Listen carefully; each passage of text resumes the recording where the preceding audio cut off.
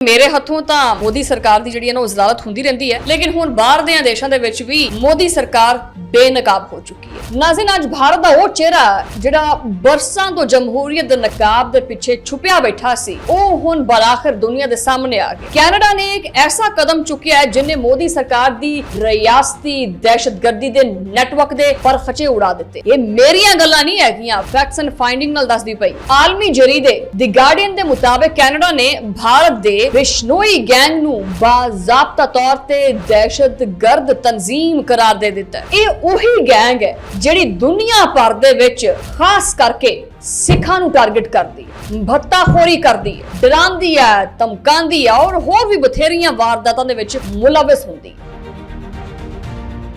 बिस्मिल्लाहिर्रहमानिर्रहीम, अस्सलाम वालेकुम नाज़रीन, तुसीं देख रहे हो 360 डिजिटल पंजाबी और मैं हां तुहाडी मेज़बान शुमाइला नियाज़। अज का जो टॉपिक है वो तुहाडा बड़ा फेवरेट है, क्योंकि मेरे हथों तो मोदी सरकार की जिहड़ी है ना वज़ारत हुंदी रहिंदी है, लेकिन हुण बाहर दे देशां दे विच भी मोदी सरकार बेनकाब हो चुकी है। किदां? अज दे व्लॉग च दसदे हैं। चलो जी नाज़रीन, अज भारत का वो चेहरा जिहड़ा बरसां तो जमहूरीयत दे नकाब दे पिछे छुपिया बैठा सी, वो हुण बराखिर दुनिया दे सामने आ गया।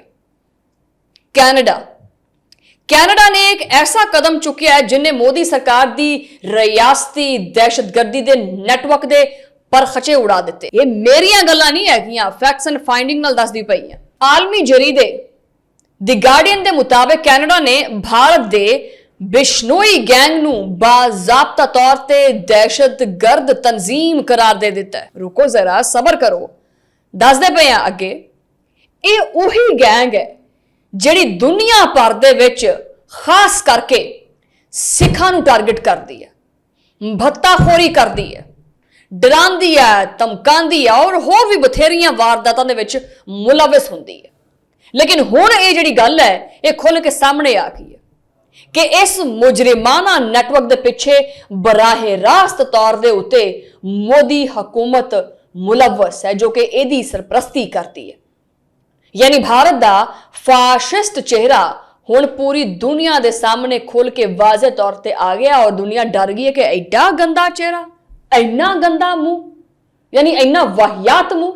द गार्डियन की रिपोर्ट के मुताबिक कैनेडियन हुकाम ने यह भी चीज दसी है कि बिश्नोई गैंग ने सिख रहनुमा हरदीप सिंह नजर के कतल दे विच भी मरकजी किरदार अदा किया और यह कतल किसी आम मुजरिम ने नहीं किया, बल्कि ये भारतीय हुकूमत दे ऐन अहकामात दे मुताबिक होया। भारत ने इस गैंग दे जरिए नजर दे कतल दी मनसूबाबंदी की और ओनू राह चो हटाण वास्ते भी बहुत कुछ किया, क्योंकि ओ खालिस्तानी तहरीक दा हामी सी। कैनेडा दे पब्लिक सेफ्टी दे वजीर गैरी एनत ने आख्या है कि बिश्नोई गैंग नू दहशतगर्द तंजीम करार देंदियां उन्होंने असासे जिहड़े ने ना वो जब्त कर रहे जाणगे और वो इहदे जरिए भारत दे रियासती दहशतगर्दी दे नेटवर्क नू तोड़नगे। ये फैसला एक मुजरिमाना ग्रोह दे खिलाफ नहीं हैगा, बल्कि समझो कि ये मोदी हुकूमत दी बेसिकली पॉलिसी दे खिलाफ एक बैन अल-अक़वामी चार्जशीट है। भाई कैनेडा ने वाज़े कर दिता है कि भारत दी ये हिंदुत्व जिहड़ी सियासत है, जो कि नफरत, तशद्दुद ते जड़ियां अकलितां ने उथे उन्हां दे कतल दे उत्ते मबनी है। ये चीज़ां दुनिया तो छुप नहीं सकदियां। मोदी हुकूमत ने पहले कश्मीर दे उत्ते जुल्म किया, फिर भारतीय पंजाब विच सिखां नू दबाया और हुण ये होछे हथकंडे ए बैरूने मुल्क जाके करदा फिरदा है, जो कि सिखां दे खून नाल अपने हथ रंगदा फिरदा है। द इंडियन एक्सप्रेस ने भी तस्दीक की है कि कैनेडा दे विच एक पंजाबी और हिंदी रेडियो स्टेशन दे उत्ते फायरिंग की गई है और पुलिस दे मुताबिक इस वाक़े दे पिछे लॉरेंस बिश्नोई गैंग दा हथ। यानी भारत जिहड़ा है हुण सिर्फ और सिर्फ अपने मुल्क दे अंदर या अपने हमसायां दे नाल नहीं पंगे पुंगे लैंदा फिरदा, बल्कि समंदर पार भी दहशतगर्दी दे विच मुलविस है। ये कोई लगता होर कोई काम नहीं है। हुण सवाल इत्थे ये चीज बनती है कि दुनिया हुण की इस गल दे उत्ते अखां मीच लेगी भी असीं कुछ वेख्या ही नहीं। कि मगरबी ताकतां सिर्फ मुआशी मफाद वास्ते मोदी सरकार दी जिहड़ा ना वो इस दहशतगर्दी पिछे खामोश रहणगियां। बाबा जी कैनेडा ने यह पहला कदम चुक लिया, लेकिन हुण अखां देख रही ने अमरीका नूं, बरतानिया नूं और अकवामे मुतहदा नूं भी कि वह भारत के इस गंदे गलीज जुर्म ते कदों बोलेगा। मोदी हुकूमत का एक जिहड़ा हिंदुत्व नजरिया जिहड़ा है ना, हुण वो किसी सियासी सोच की शक्ल विच नहीं है, बल्कि एक रियासती दहशतगर्दी के ढांचे की सूरत इख्तियार कर चुके हैं। यह दरिंदा सिफत मोदी सरकार है जिहड़ी कि अकलियतां दी आवाज नूं दबांदी है और दुनिया के मुख्तलिफ मुल्कां दे विच खास करके सिखां नूं टारगेट किया जाता है और दहशतगर्दी फैलाई जाती है।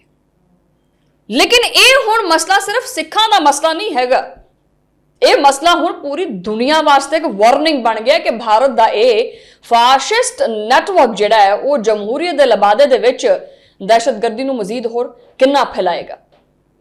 कैनेडा का एक कदम दरअसल इस हकीकत नूं तस्लीम करन दे मुतरादिफ है कि मोदी दा नया भारत बेसिकली एक रियासती दहशतगर्द रियासत है। हुण वक्त यह भी आ गया कि दुनिया भारत तो यह सवाल करे कि वह किदों तक अपने सियासी मफाद वास्ते अपने मासूम अकलीतां दा जिहड़ा ना खून बहांदा रहेगा, सिखां दे खिलाफ ये ऑपरेशन करता रहेगा, कदों तक साथ देगा, कदों तक ये हैशटैग अपने हिंदुत्व नारे दे पिछे ही लुकदा रहेगा, किन्नी देर होर। कैनेडा ने मोदी सरकार के खिलाफ वो काम किया है जो शायद किसी मुस्लिम मुल्क नूं करन दी तां हर हिम्मत नहीं हुई, लेकिन ये एक आगाज है, ये समझ लो एक आगाज उन्होंने खिलाफ हो चुका है, एक आलमी इंकशाफ है जिन्हें इस भारत के फाशिस्ट चेहरे नूं बेनकाब कर दिता है। पता नहीं उतला जिहड़ा पुरजा है खाली होया पिया इन्हां दा, ये प्लान कुछ बनाते हैं हुंदा कुछ है, अपने आप नूं फिर बहुत सियाणे समझते हैं ना। बहरहाल तुहाडे नाल मुलाकात होएगी हुण अगले वीलॉग दे विच, अपना ख्याल रखियो, उदों लई अल्लाह निगहबान।